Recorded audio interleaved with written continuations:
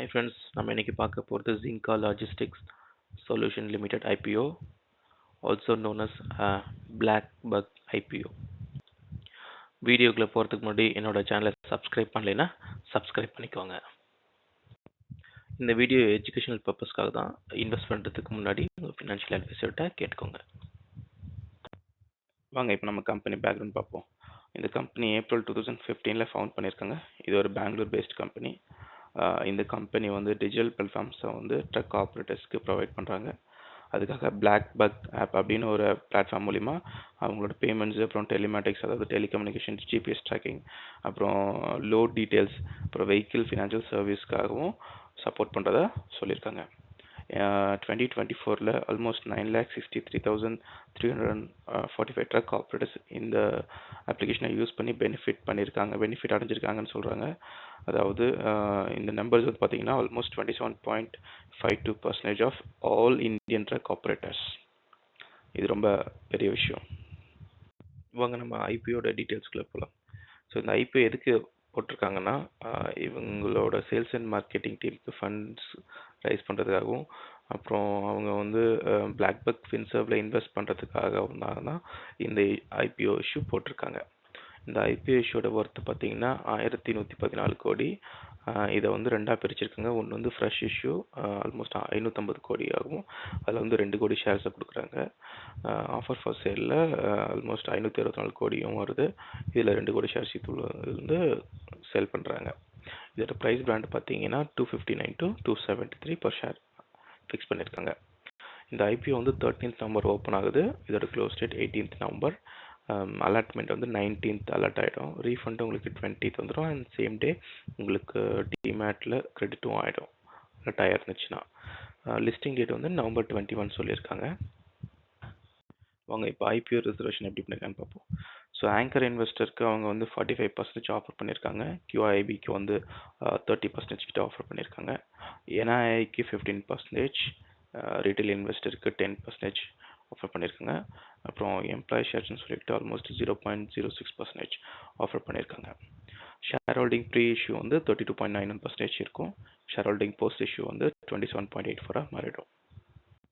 இந்த IPO main போர்டுங்கிறனால உங்களுக்கு lot size எவ்வளோ தான் இருக்கும், இதோட அமௌண்ட் எவ்வளோ தான் உங்களுக்கு வரும். ஃபார் எக்ஸாம்பிள் நீங்கள் ரீட்டைலில் வந்து மினிமம் பார்த்தீங்கன்னா ஒரு லாட் தான் அப்ளை பண்ண முடியும். அதோட ஷேர்ஸ் வந்து 54 உங்களுக்கு கிடைக்கும். 40,742 அமௌண்ட் நீங்கள் பே பண்ணுற மாதிரி இருக்கும். அதே மேக்ஸிமம் பார்த்தீங்கன்னா 13 லாட்ஸ் தான் அப்ளை பண்ண முடியும். 702 ஷேர்ஸ் வரும். அதில் வந்து 1,91,646 ருபீஸ் நீங்கள் பே பண்ண வேண்டி இருக்கும். இதில் SHNIயில் பார்த்தீங்கன்னா 14 லாட்ஸ் இருக்குது. மினிமமில் 750 ஷேர்ஸ் கிடைக்கும். 2,06,388 பே பண்ணணும். இது மேக்ஸிமம் பார்த்தீங்கன்னா 67 ஸ்லாட்ஸ் வரைக்கும் நீங்கள் அப்ளை பண்ணலாம். இதில் வந்து 3,618 ஷேர்ஸ் உங்களுக்கு கிடைக்கும். இதோட அமௌண்ட் பார்த்தீங்கன்னா 9,87,714 ருபீஸ் நீங்கள் பே பண்ணுற மாதிரி இருக்கும். இது BHNIயில் வந்து மினிமம் வந்து 68 லாட்ஸ் வரைக்கும் நீங்கள் அப்ளை பண்ணலாம்.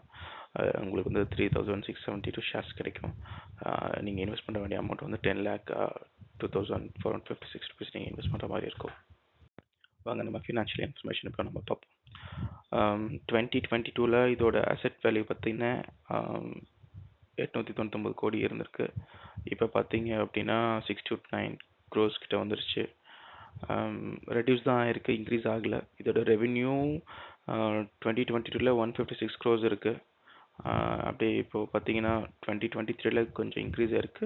அண்ட் 2024 ஆல்மோஸ்ட் 150 crores கிட்ட இன்க்ரீஸ் ஆகிருக்கு.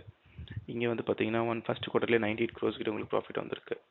ப்ராஃபிட் ஆஃப்டர் டேக்ஸ் பார்த்தோன்னா ரெக்கார்ட் இன்னும் ப்ராப்பராக இல்லை. இதோட நெட்ஒர்க் பார்த்தீங்க அப்படின்னா 2022 585 crores இருந்திருக்கு. 2023 352 crores வந்திருக்கு.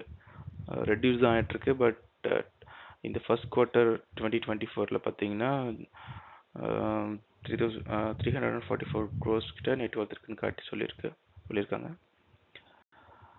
பாரோயிங் லிமிட் இது இன்க்ரீஸ் ஆகிட்டே இருக்குது. அதுவும் இந்த ஃபர்ஸ்ட் குவார்ட்டருக்கே 161 crores கிட்ட பாரோயிங் பண்ணியிருக்காங்க. ஸோ ஃபினான்ஷியல் இன்ஃபர்மேஷன் ஒன்றும் சாட்டிஸ்ஃபையாக இல்லை.